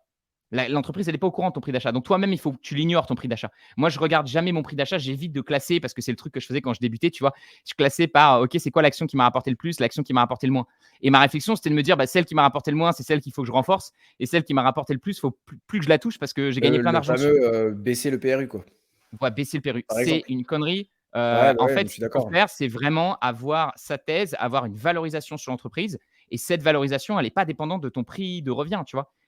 Aujourd'hui, nous, on a une valorisation dans la méthode Trident sur Microsoft, on a une valorisation sur Mastercard. Et c'est pas parce qu'on a gagné de l'argent, perdu de l'argent sur Microsoft, Mastercard, c'est est-ce que la valorisation actuelle est intéressante par rapport au prix. Et donc, c'est exactement ce que tu dis. Tu peux avoir fait 50% sur Microsoft, mais si fondamentalement ses revenus ont augmenté de 100%, bah, ça reste une action qui est peut-être sous-évaluée. Au Ouais. contraire, tu peux avoir perdu 50% sur Mastercard. Si ses profits ont baissé de 70%, bah, peut-être que c'est au contraire une action qui est surévaluée, tu vois, qu'il faut vendre.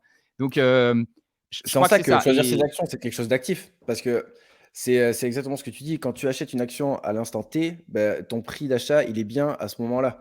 Mais ça va tellement évoluer avec les rapports trimestriels et les rapports annuels à la hausse comme à la baisse que en fait, ton prix ne veut plus rien dire par rapport au moment où tu l'as acheté. Il faut regarder le prix actuel par rapport aux fondamentaux actuels. Donc c'est une éternelle et perpétuelle, analyse de l'action, enfin tout le temps, quoi. Bien Et ça, sûr. c'est quelque Après, chose que les ça gens, veut pas dire que tu es sans arrêt, coincé derrière ton ordi parce qu'au non, final, mais c'est une fondamentalement, fois la par an. valeur de l'entreprise, elle augmente, doucement dans le temps. En fait, elle augmente un peu chaque trimestre, tu vois? Chaque trimestre, tu as des résultats qui sortent. OK, elle a gagné tant, tac, tac, tac. Même tu pourrais l'analyser qu'une fois par an et donc en fait, tu as pas besoin de, tu vois, non plus d'être tout le temps connecté dessus. Mais en effet, c'est important de régulièrement se dire: «Est-ce que la thèse de l'entreprise, ça continue? Est-ce que la raison, voilà, est-ce qu'elle garde, son avantage compétitif?» Et c'est pour ça que c'est plus facile aussi quand tu es client de l'entreprise, que tu utilises toi-même les produits parce que tu peux voir, de tes propres yeux si l'entreprise continue de cartonner et Ouais, continue d'avoir, cette espèce, d'avantage compétitif. Qu'est-ce qui la différencie de ses concurrents?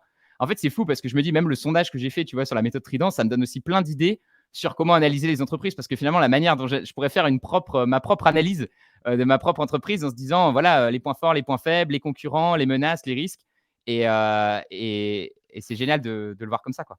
mais tu sais que je pense qu'il faudrait, bah, ça serait compliqué à faire, mais avoir, ne pas du tout regarder le prix d'une action. Comme si tu achetais, juste un business, c'est pas, quelque chose qui est valorisé en bourse.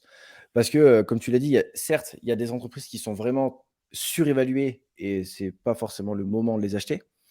Mais, si les fondamentaux sont vraiment exceptionnels et qui continuent d'avancer, même si elle est surévaluée, à très long terme, tu risques quand même d'avoir une bonne performance. Peut-être moins que si tu l'avais acheté au bon prix, mais tu risques quand même d'avoir une performance nettement meilleure que si tu achetais un business moisi à un prix, correct. Et ah yes, le petit écran. Et ouais, Ah, ça serait intéressant, tu sais, de faire une sélection de, OK, je sélectionne 10 les 10 entreprises avec les meilleurs fondamentaux. Bah, c'est un peu ce qu'on fait avec ce que tu fais avec la méthode Trident, mais sans regarder les prix, tu vois? Je suis sûr que même avec ça, il y aurait une chance de c'est surperformer le marché. Tu sais que je voulais faire un test comme ça, un peu sur face graph en mode, qu'est-ce que tu en penses de cette entreprise sans regarder le prix? Est-ce que ça elle te semble avoir des bons fondamentaux? En fait, le prix, c'est vraiment le truc que tu dois regarder vraiment en effet à la toute fin et Warren Buffett, il disait: «Il faudrait investir dans des boîtes en se disant, même si le marché ferme pendant 10 ans, tu es confiant». Mmh. C'est-à-dire que tu peux pas la vendre pendant 10 ans et du coup, ce que tu cherches vraiment quand tu cherches une boîte, c'est vraiment le côté prédictibilité. Je sais pas comment tu le dis en français, Bah, les Anglais, ils disent, predictable, tu sais, une espèce de constance dans les résultats qui fait que tu te dis: «OK, je suis confiant que cette boîte dans 10 ans, elle continuera de bien tourner» et c'est ça qui est le plus important. C'est en gros, tu fais pas un long shot. Ils disent les Anglais, tu sais, un pari un peu complexe en mode: «Ouais, il faut que la crypto explose et alors là, ma boîte, elle fera x10». Non, non, tu te dis: «OK, cette boîte, elle fonctionne déjà, elle va continuer de fonctionner, elle a tout ce qu'il faut pour, elle est très bien positionnée, je vois pas comment quelqu'un pourrait venir l'embêter, quoi». mais, Heu, et tu sais que ça m'a fait penser à une vidéo là avec, Xavier Delmas a sorti, je sais pas si tu l'as vu, sur les secteurs et ça m'a fait penser à une conversation qu'on avait eue parce qu'au final, il a exactement la réflexion, qu'on avait eue par rapport aux différents secteurs et le fait que c'est pas forcément une bonne idée d'aller sur tous les secteurs pour aller chercher une diversification extrême. On en avait parlé il y a quelque temps Ça, c'est un et gros sujet qui fait débat, parce qu'en fait, pendant très longtemps, on a dit aux gens, ça c'est un même moi, pendant longtemps, je me suis dit: «Ouais, c'est bien, tu es un peu présent sur tous les secteurs de l'économie et tout» mais il et y a en des fait, secteurs qui sont par nature cycliques et qui vont par pas et nature même, tu vois? Je sais que ouais. enfin, des secteurs comme, l'énergie, bah, c'est dépendant du baril de pétrole. Donc déjà, c'est Sauf cyclique. quelques exceptions. Après, tu as toujours des Oui, exceptions. Tu sais, toujours. on avait pris quelques transporteurs, énergétiques parce que, là, les deals sont un peu différents. Mais en fait, ce qui est compliqué aussi, c'est que je pense plus tu t'ouvres à des secteurs différents, plus tu dois maîtriser des pans différents de l'économie quand tu sélectionnes tes propres actions et sélectionner ses propres actions, c'est être capable de savoir que l'entreprise va surperformer et pour ça, il faut vraiment avoir une bonne connaissance du secteur et donc moi, naturellement, je me tourne plus vers des secteurs que je connais bien. Tu vois? Que je connais bien tout ce qui est business en ligne, je connais bien tout ce qui est logiciel, je suis vachement plus à l'aise dans ces secteurs-là que dans des secteurs, voilà, comme l'énergie. Après, Bah, même évidemment, c'est si des tu business travailles pour models, Total, tu vois, tu es dans le secteur, de la pharma, tu comprends très bien les médicaments, tu comprends top, super, vas-y. Mais pour quelqu'un d'extérieur comme nous, je pense que c'est très difficile aujourd'hui, je sais pas, tu prends un secteur comme les semi-conducteurs, de te dire: «OK, c'est quoi les avantages compétitifs? Comment savoir si Nvidia restera, tu vois, l'entreprise de pointe dans ce domaine-là?» Je pense que ça te dépasse complètement parce que tu es pas suffisamment à l'aise avec ce secteur-là, quoi. Donc non, il y a pas besoin d'avoir tous les secteurs. Je pense qu'il faut avoir, idéalement, tu as 3-4 secteurs que tu connais bien, que tu comprends bien et tu essaies de sélectionner vraiment les meilleures entreprises dans ces secteurs. Sachant que, c'est ce que je te disais aussi beaucoup, tu peux avoir 2 entreprises qui sont dans le même secteur, mais qui n'ont rien à voir. En fait, les risques ne sont pas du tout les mêmes. Tu vois, je ne vais pas forcément acheter Mastercard et Visa, par exemple, dans le portefeuille Trident, parce que je me dis, OK, là, le risque est le même. En fait, ces deux Oui, processeurs de paiement, ce qui pourrait les mettre dans le caca, ça serait, je sais pas, si tout d'un coup les gens se mettaient à payer avec un nouveau moyen de paiement qu'on n'a jamais vu avant, qu'on passe plus tout par les banques, que la crypto explose. Voilà, ça c'est les risques, on va dire, de Mastercard et Visa. Maintenant, dans le secteur, tu vois, elles sont dans le secteur technologique. Tu prends Apple qui est dans le secteur technologique, ça n'a rien à voir. C'est pas du tout les mêmes risques. C'est-à-dire que même si la crypto explose, qui te dit qu'Apple, tu vois, va s'effondrer. Et les gens, malheureusement, ils ont toujours tendance à penser ça en se disant ouais, mais si j'ai que de la tech. Alors c'est vrai que des fois, il y a des mouvements de secteur et tu vois toute la tech baisse. Mais concrètement, c'est juste des mouvements court terme. Ça ne veut pas dire que chaque entreprise, au contraire, c'est une opportunité pour moi parce que quand toute la tech baisse, comme ça a été le cas en 2022, ça voulait absolument pas dire que la tech était plus faible.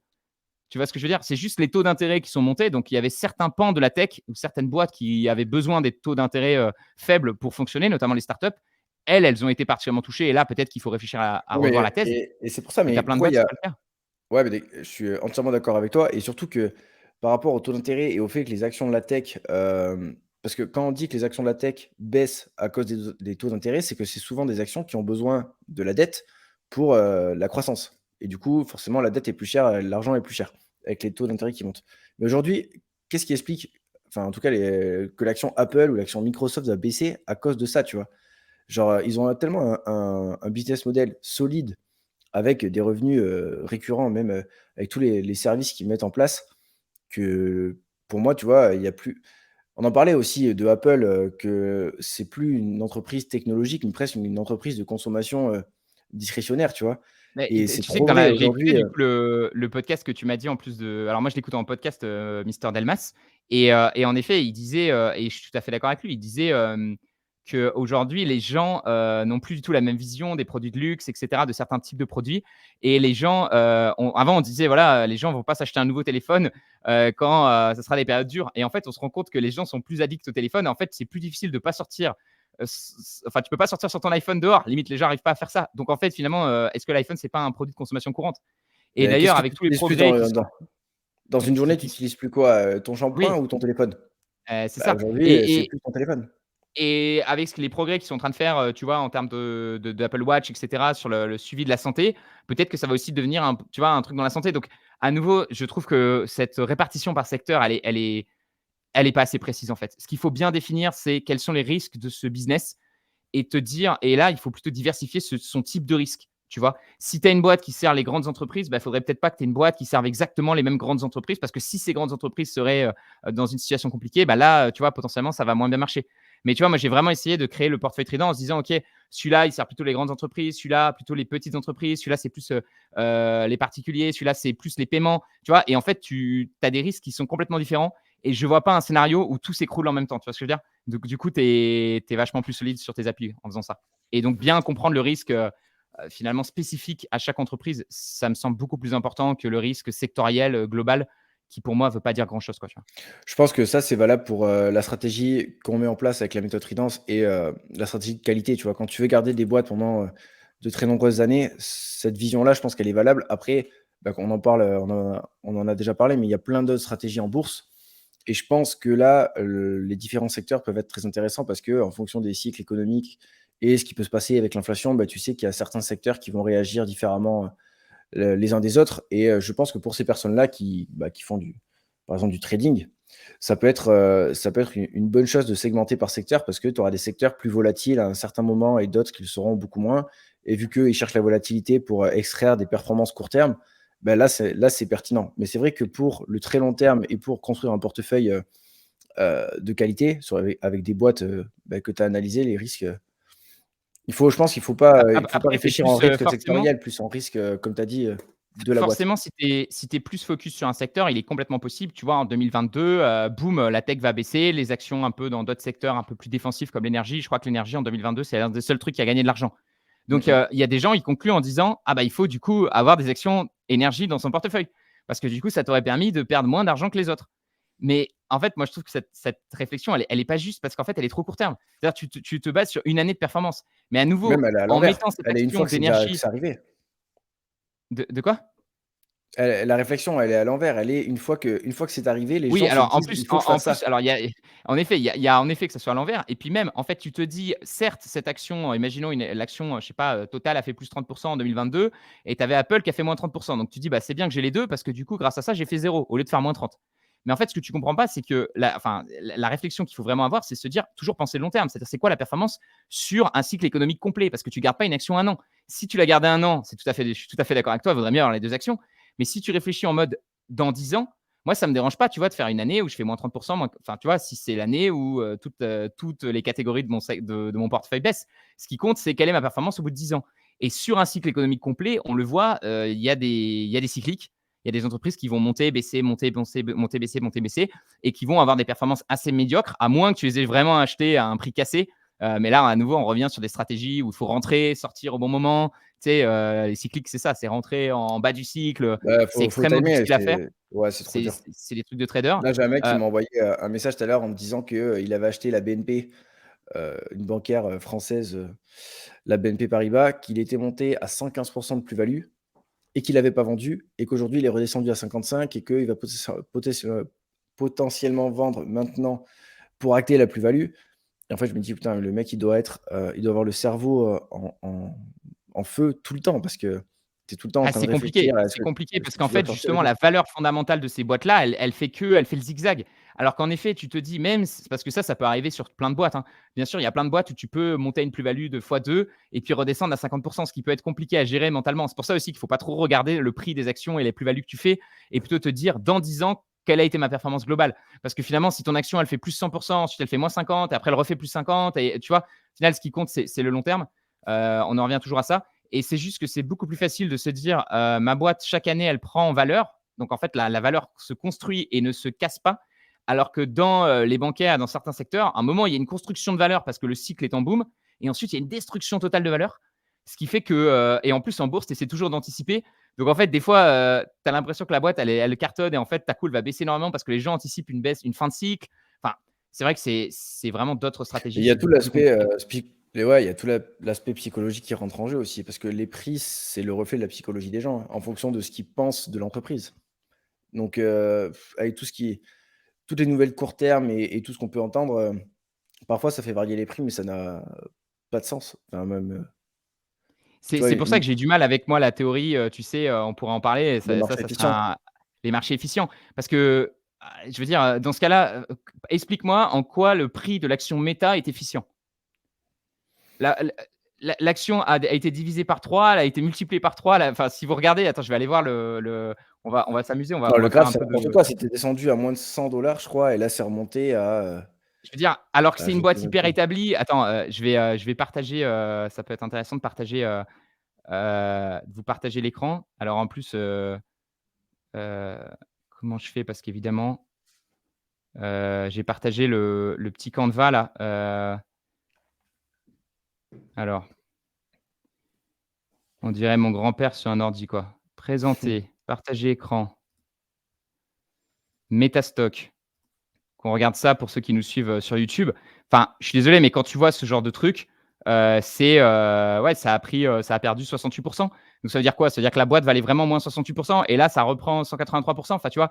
C'est-à-dire que c'est vraiment, pour moi, c'est une représentation typique de à quel point les investisseurs, se laissent guider par leurs émotions et à quel point en ce moment, c'est la mode de l'avoir et puis c'est plus du tout la mode. En fait, c'est nul. En fait, c'est trop bien, tu vois? Et donc, peut-être que sur le long terme, les marchés finissent par être efficients. Je pense qu'à terme, une boîte qui fait n'importe quoi, bah, elle finit par faire n'importe quoi et tu vois, elle va pas s'améliorer.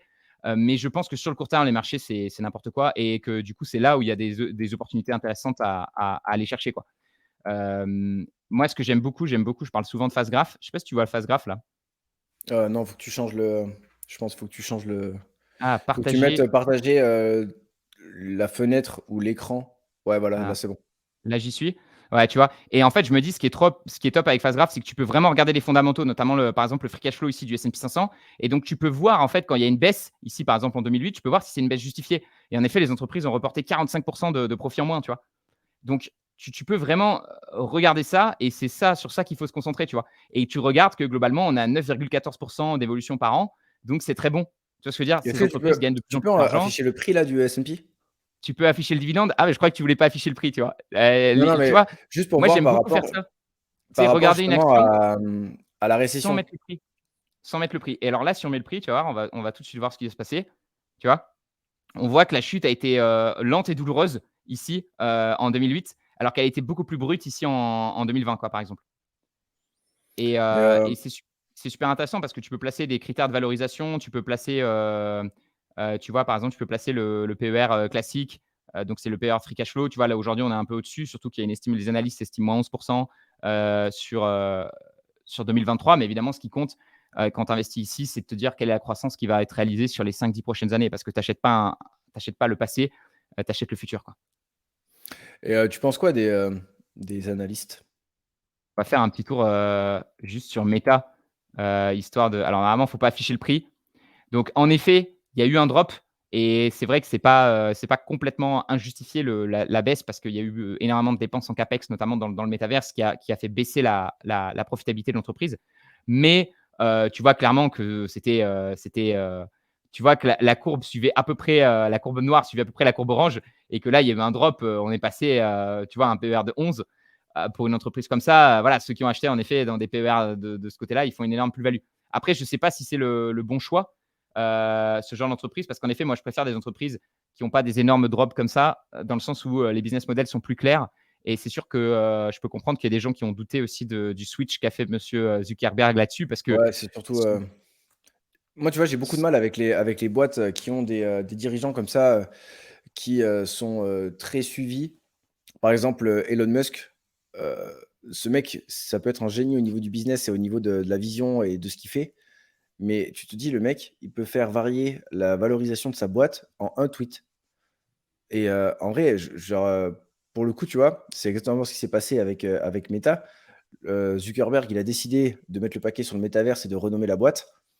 Juste cette décision-là, alors qu'au final, les fondamentaux, certes, il y a eu un petit souci au niveau des rentrées d'argent, des free cash flow et cetera, mais peut-être pas autant, enfin, peut-être pas, au point de punir autant l'action Meta. Et le fait qu'il ait fait ça, bah, l'action a perdu moins 68. ouais. C'est en fait, Ah, c'est des boîtes qui sont sur un mec. Tu sais, c'est on pour ça que parlait c'est pas mieux mal des, d'être investi souvent sur des boîtes qui font moins la une des journaux. Il y a moins de spéculation et tout, parce qu'en effet, tu étais vachement plus sur des vrais fondamentaux et elles évoluent pas en fonction tu vois, des déclarations, de ce qu'a dit machin ou de ce que fait truc et tout. Et c'est aussi pour ça que j'aime bien les boîtes qui versent des dividendes, parce que souvent elles ont un objectif plus précis et elles se permettent moins de dépenser comme des oufs, dans le CAPEX, pour des projets qui sont pas forcément prouvés, tu vois? Ça leur empêche pas de développer le futur, tu vois? Et je pense que l'erreur, on va dire, de Meta, c'est que, enfin, Facebook, d'un côté, ils avaient besoin de ce rebranding parce que la marque Facebook est un peu vieillissante et ils commençaient un peu à se faire concurrencer, donc ils avaient besoin de se positionner. Mais ça a été peut-être fait d'un seul coup, d'un seul. Tu vois, ça a fait flipper et ça a été sur tout de suite des milliards injectés. Alors que je pense qu'il aurait pu se dire, viens, on le fait vraiment beaucoup plus progressivement. Euh, et c'est toujours pareil dans la technologie, c'est comprendre entre l'équilibre, le juste équilibre entre il faut qu'on innove et en même temps, il faut qu'on garde notre business model parce que c'est ça aujourd'hui qui nous rapporte de l'argent, quoi. ouais.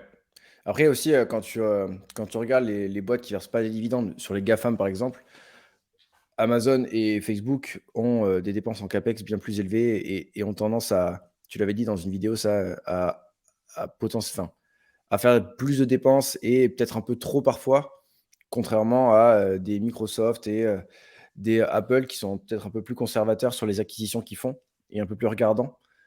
Et je pense pas que ce soit que le dividende qui fasse ça, c'est, l'esprit de la boîte en général, L'esprit de la mais c'est vrai que boîte, le c'est fait quelque qu'elle chose, soit un peu plus âgée, qu'elle fasse un peu plus, tu vois? Mais ça va un peu avec le dividende. Parce que le dividende, c'est une manière de dire, c'est une manière, en fait, quand tu verses un dividende, c'est la boîte te dit, «On a suffisamment déjà investi dans nos projets, on a envie de remercier nos actionnaires» et tu vois? On n'est pas dans une optique de, «Il nous faut toujours plus d'argent pour investir dans toujours plus de projets pour dominer le monde entier», quoi. Et à nouveau, une boîte, il faut qu'elle réinvestisse, pour le futur, mais ce que je pense que beaucoup de gens ne comprennent pas, c'est qu'il y a toujours une limite au réinvestissement. C'est-à-dire que tu veux réinvestir, mais à un taux de retour sur investissement qui soit intéressant. Et le problème, c'est que ton premier investissement, il peut être super intéressant. Il va te rapporter un ROS de, je sais pas, 40%, le deuxième 30%, le troisième 20%, ça reste intéressant. Mais à un moment, les derniers investissements, ils te rapportent plus qu'un ROS de 5-10%. Et ceux-là, il faut les éviter parce qu'en fait, tu fais perdre de l'argent à tes actionnaires et tu ferais mieux de leur verser un dividende plutôt que faire ce genre d'investissement pas ouf, quoi. bah, c'est exactement le même fonctionnement avec les petites boîtes qu'on peut avoir, nous, hein. Il y a des gens, là aujourd'hui, quand tu regardes un peu ce qui se fait autour, il y a des mecs qui s'entourent énormément avec des très grosses équipes et qui du coup, font beaucoup de chiffre d'affaires, mais qui ont beaucoup de dépenses et qui, donc c'est pas exactement la même chose, mais Au final, C'est qu'est-ce qui est le mieux entre avoir une petite équipe et avoir de très bonnes marges, une très bonne rentabilité, ou faire plus de chiffre d'affaires et au final, peut-être le même bénéfice, mais avec toutes les emmerdes qui vont avec Moi, je et suis c'est d'accord, là-dessus. je trouve que c'est un très bon exemple. J'avais lu un bouquin comme ça en anglais qui s'appelait Profit First et il expliquait aux petites entreprises comment générer du profit, tu vois? Et en fait, il disait: «C'est simple, c'est se payer en premier. Finalement, c'est exactement la même chose que ce que tu fais, tu vois, de ton point de vue personnel. C'est de se dire: «OK, là, on a de l'argent qui est rentré au début du mois, j'en mets de côté, je mets 1 de côté de mon chiffre d'affaires et c'est mon profit et je peux pas le toucher et donc automatiquement, je suis profitable». Tu vois ce que je veux dire? Parce qu'en fait, les petits business, ils ont aussi cette tendance-là à tout dépenser, tu vois? À vivre sur leur boîte, à dire: Mmh. «Bah, tiens, je vais recruter quelqu'un de plus» et cetera et à la fin de l'année, tu regardes, tu fais ton bilan et tu fais: «Putain, en fait, j'ai rien gagné, quoi». Et donc je suis comme toi et je pense que ce que tu vois dans une petite entreprise, c'est exactement la même chose dans les plus grandes entreprises. Tu as différents profils et tu as des boîtes, qui ont vraiment cette logique de dire, on réinvestit sans jamais regarder la profitabilité, en se disant: un jour, on y sera, mais on va devenir de plus en plus gros pour ça». Et au contraire, tu as des boîtes qui sont un peu plus, posées sur leurs appuis et qui se disent: «OK, on va construire ça step by step et on va s'assurer d'être profitable day one», tu vois? Et en fait, les deux modèles fonctionnent. On parle beaucoup des startups aujourd'hui qui lèvent des milliards et qui sont pas du tout profitables. J'avoue que je suis pas hyper fan de ça. Regarde Mailchimp, qui a été racheté par Intuit, les mecs, c'est ouf, ça a été racheté du coup 12 milliards. Les mecs, ils avaient émis 0 action. Ils étaient 2 cofondateurs. T'imagines, ils ont vendu leur boîte, ils ont pris 6 milliards et ils étaient profitables day Waouh! one. Genre en mode, ils ont lancé leur truc, ils avaient un Après ça, abonnement, c'est les logiciels, enfin c'est des SaaS, quoi. ouais, mais on en parle on Ce en ce parle genre de jamais, on boîte, va ce genre toujours de parler business des model, stats, c'est ouf. bien sûr, J'ai mais il y a regardé plein de une stats. interview de Guillaume Moubèche. Tu as vu, passer un peu? C'est le mec qui a lancé, Lemlist. C'est pareil, je pense que c'est un outil au niveau des emails et tout. C'est un Français et là, il est valorisé à 250 millions et il a dit une phrase, que je trouve ouf. Il a dit, «Depuis que je me suis lancé, j'ai pas fait un seul mois sans faire plus d'argent que le mois précédent» et là, tu te dis: «Mais, c'est le graal», genre, c'est ouf C'est et puissant pour comme modèle, mais après tu as des SaaS qui perdent de l'argent et puis tu as plein de SaaS différents qui offrent, tu vois, tu as des SaaS, Asana, Monday, tu vois, qui ont des trucs, des business models. Moi, je regarde, il y a que du chiffre d'affaires, les mecs, je crois que c'est monday.com, j'avais regardé, ils font 500 000, je sais pas s'ils font pas genre 500 millions de chiffre d'affaires et 400 millions de dépenses marketing. huche. Genre, c'est 100 financé par les investisseurs qui enfin, tu vois, je comprends pas ça, tu vois? Genre en mode, je me dis: «Mais, prouve déjà que tu es rentable à Mais petit niveau avant de vouloir scaler un truc, et c'est te aussi pour dire: ça «Oui, la que, profitabilité», c'est aussi pour ça que, j'aime beaucoup eBay parce que, c'est une boîte qui est là, qui est cotée. Tu as tout qui est en libre accès au niveau de comment la boîte est gérée et quand tu regardes des Trade Republic, par exemple et leur présence sur les réseaux sociaux, tu te dis quand même que, niveau marketing, ça doit envoyer la purée aussi au niveau des dépenses et quand, tu investis sur un courtier comme ça, tu te dis: «Mais j'ai envie quand même d'avoir un courtier profitable», genre, un truc solide même au niveau de l'entreprise principale. Je sais ouais. pas, genre, Ouais, ouais, mais c'est pour ça que je disais, c'est intéressant d'avoir un courtier qui est coté en bourse, qui a beaucoup d'expérience. Moi, c'est ça qui me dérange aussi aujourd'hui avec, recommander un Trade Republic. Je pense que c'est bien quand tu démarres, et cetera. Mais je veux dire, c'est trop des courtiers, c'est des startups qui ont pas assez enfin, pour moi, qui ont pas assez de recul. Alors, on va me dire: «Oui, mais elles sont backées par des grandes banques et tout». Voilà, moi je suis toujours méfiant et j'ai des avis là-dessus. Je sais que c'est différent de beaucoup de youtubeurs. Il y a beaucoup de youtubeurs qui vont recommander, bah, typiquement Trade Republic et qui vont recommander aussi, par exemple les ETF, moi je sais que c'est un truc, j'ai réfléchi encore, synthétique.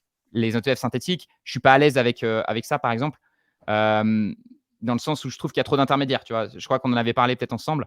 Heu Mais pas dans un podcast, je pense. Peut-être pas dans un podcast, mais pour résumer, donc l'ETF synthétique, c'est ceux qui sont disponibles sur PEA, qui permettent de contourner en fait la loi du PEA qui dit qu'il faut investir que dans des entreprises européennes.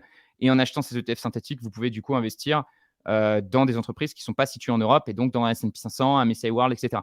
Ce qui me dérange en fait avec ces ETF synthétiques, c'est qu'en fait, du coup, vous ne possédez pas réellement. En fait, déjà de base, tu as déjà un intermédiaire quand tu investis en bourse, c'est ton courtier. Donc déjà, il faut faire gaffe au courtier que tu sélectionnes.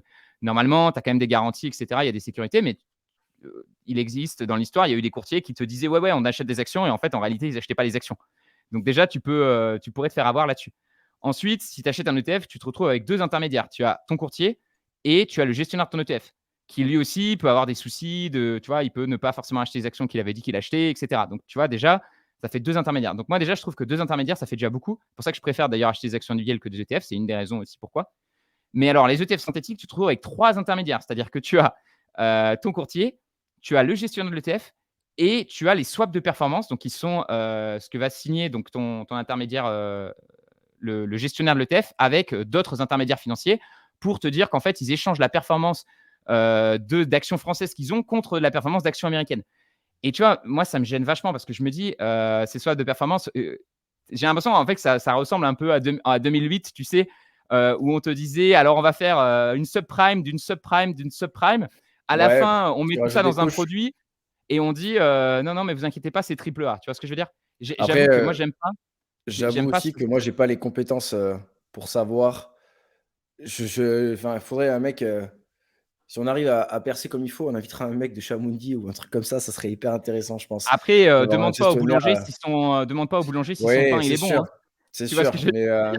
mais ça Je serait je quand même intéressant de voir comment enfin, Bien sûr. le fonctionnement, il est quand même pas très compliqué et à la différence de 2008, on sait comment ça fonctionne quand même. Parce que le problème de 2008, c'est que, en fait, les gens, ils savaient pas et ça c'est parti, c'est un peu parti en sucette parce que, on s'est Ouais. rendu compte au bout d'un moment qu'il y avait des swaps, de swaps, de swaps et ça a explosé. Là, on est quand même au courant que, la performance, des actions françaises sont swappées pour avoir la performance, par exemple, du S&P 500 et Je sais c'est pas, en clairement fait, moi, marqué, c'est tu vois? plus que Parce que tu je mettrais pas, tu vois, je sais que dans le PEA, bah, du coup, ton ETF synthétique qui représente le S&P 500, juste pour avoir l'avantage fiscal, tu vas avoir tendance à mettre beaucoup d'argent dessus, beaucoup plus que dans ton compte titre, par exemple, sur le même ETF.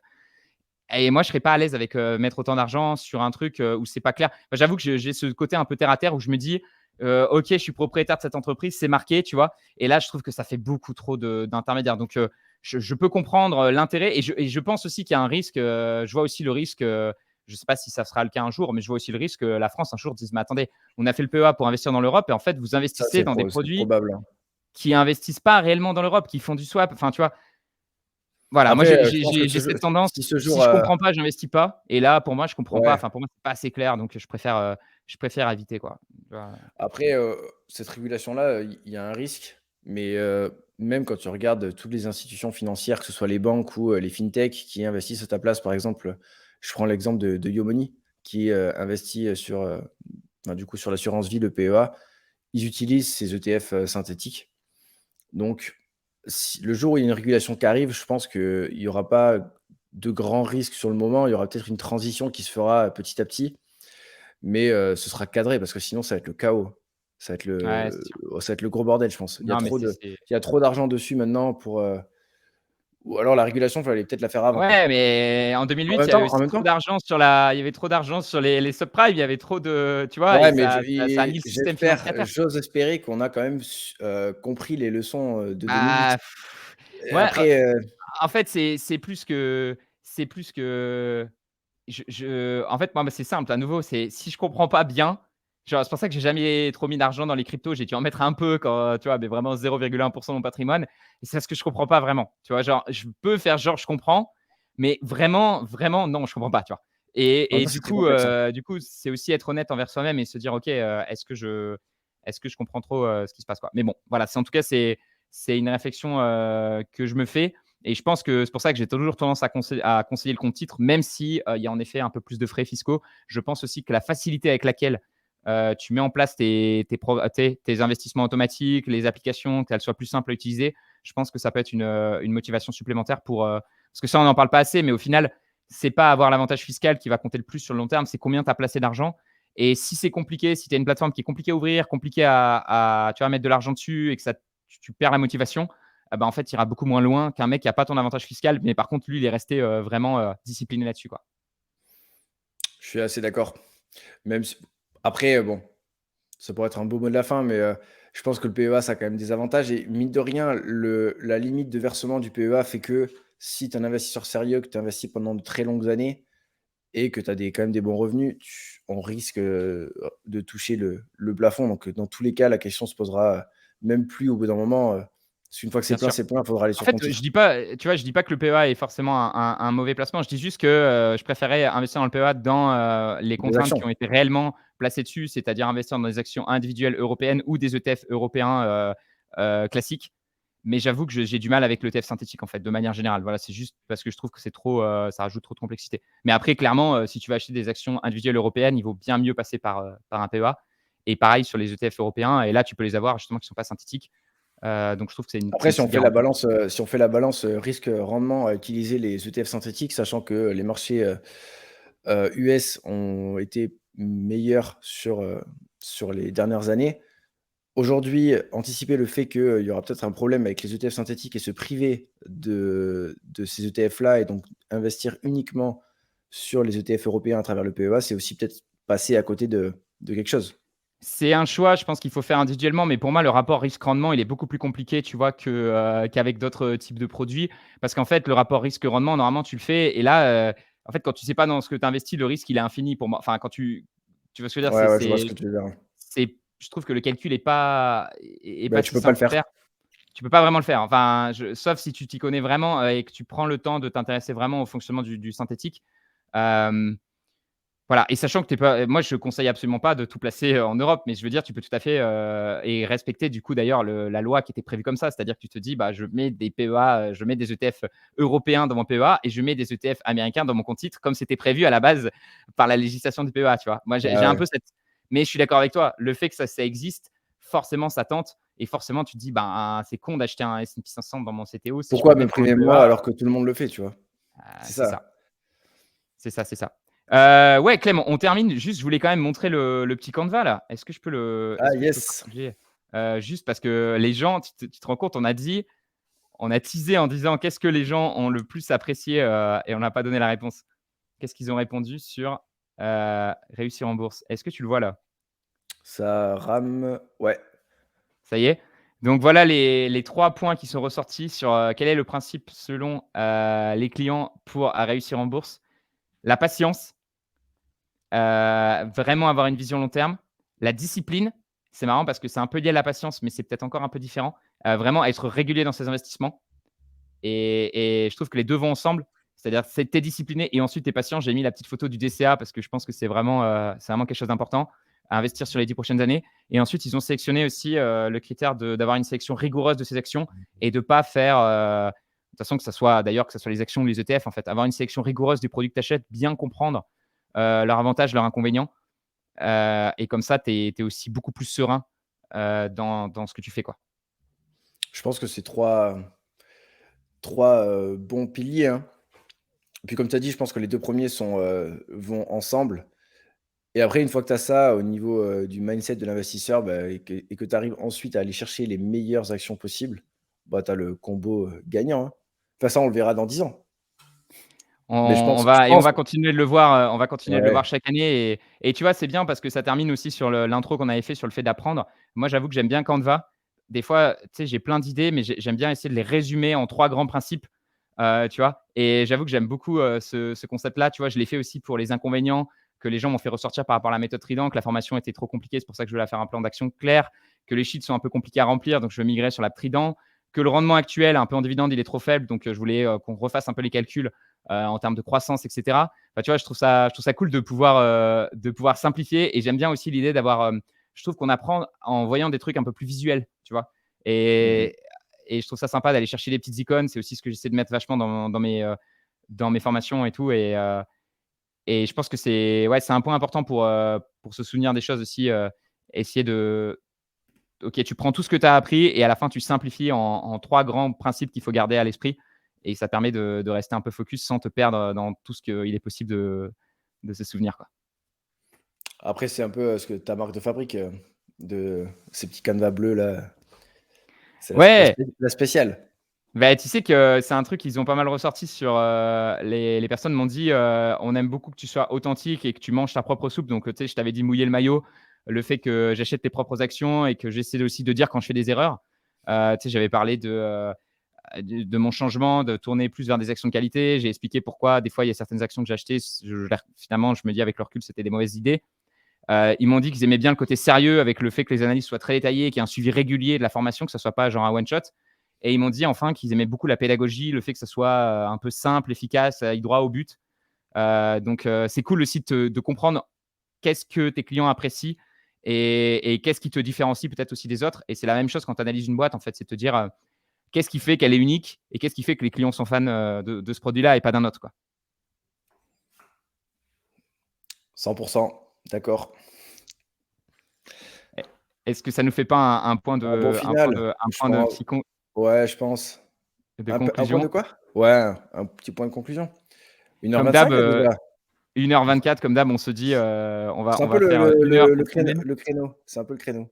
Ouais, 1h20, finalement, 1h30, on arrive à tenir entre à peu près, là-dessus. ouais, il commence à faire chaud là dans la chambre, donc De on va on Ouais, va on va tu as vous tombé laisser. la petite doudoune.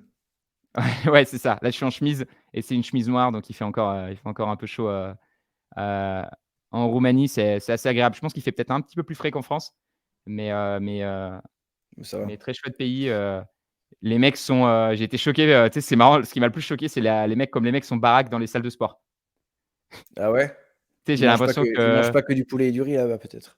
bah, mec, ça m'a vraiment choqué. Genre en mode, les mecs sont, je me suis dit, tu sais, en France, tu vois deux trois gars souvent qui sont un peu, et c'est marrant parce qu'en plus je regardais Schwarzy, tu sais, le reportage sur Schwarzenegger et tout ça, et vraiment je vais à la salle et je vois les mêmes gars, quoi. Je me dis, tu te sens, tu sais, tu te sens nul à côté d'eux. Tu fais: Petit, «Putain, les ouais. mecs sont c'est des vrais charbonneurs, quoi».